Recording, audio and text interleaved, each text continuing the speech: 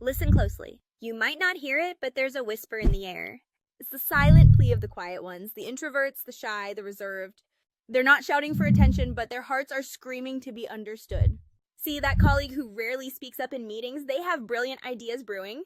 That friend who prefers texting to calling, they're composing heartfelt messages.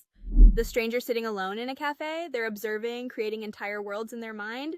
We often mistake silence for emptiness, but it's often full of depth, thought, and emotion. So next time you encounter a quiet soul, remember, their silence isn't a wall, it's a door. And sometimes all it takes is a gentle knock to open up a whole new world of understanding. Apply the news you can use. All right. Devil and See All.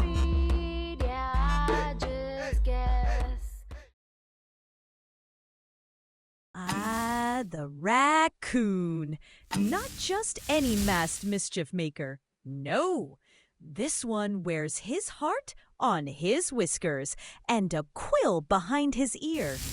Let us now delve into the tale of Buttons the Raccoon and the love letters trees never got to send.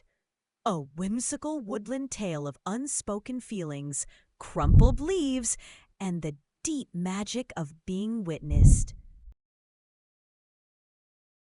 In the heart of the forest of ifs and maybes, tucked inside a hollowed log lined with velvet scraps and stolen journal pages, lived a raccoon named Buttons.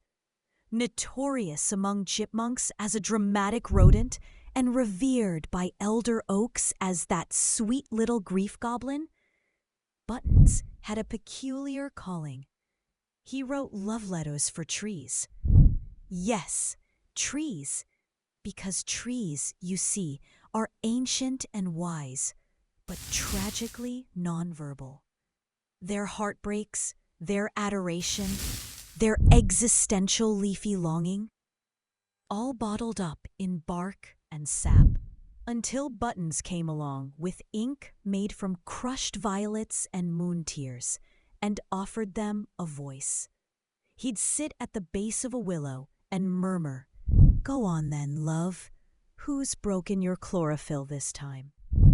And the willow would shiver, not from wind, but memory. Buttons would listen, nod, scribble, and so would come a letter, often something like, "Dear Sunbeam number 347, I remember how you curved through my canopy last spring. You've lit up my moss like a secret I almost remembered. Please return, even if only as a whisper, your devoted shade."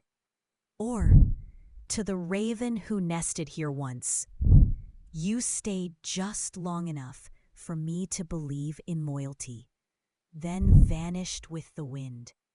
I still drop acorns, hoping you'll swoop by. Forgive my silence. Oak with the scar near the roots." Buttons never mailed the letters. He tied them with twine and tucked them into the nooks of the forest, inside mushrooms, behind bark, under river stones. And sometimes, just sometimes, a lost wanderer would find one and feel seen and cry and heal. The forest called this emotional compost. Buttons just called it doing his job. But one day, Buttons paused. He looked down at his own ink-stained paws and whispered, "Who writes my letters?"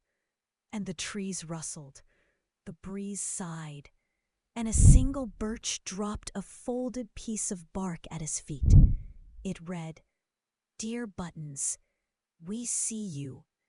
Thank you for hearing what the world forgets to say. Your roots are deeper than you think. Love, all of us." Buttons sobbed into a pine cone for 23 minutes and then made hot cocoa for every beetle in sight. The moral carved gently into the trunk of your heart. Even the quietest beings long to be understood. Even trees ache. Even raccoons need hugs. And sometimes the most sacred magic is to simply witness what was never spoken aloud. So the next time you lean against a tree, don't just take shade. Leave a whisper behind. Buttons will find it. Until next time, your Sea Star Curacy, channeled by 3611027, the Beautiful Whisperer. Our Sea Star Devil NCO. Apply the news you can use. Have I given you a clue?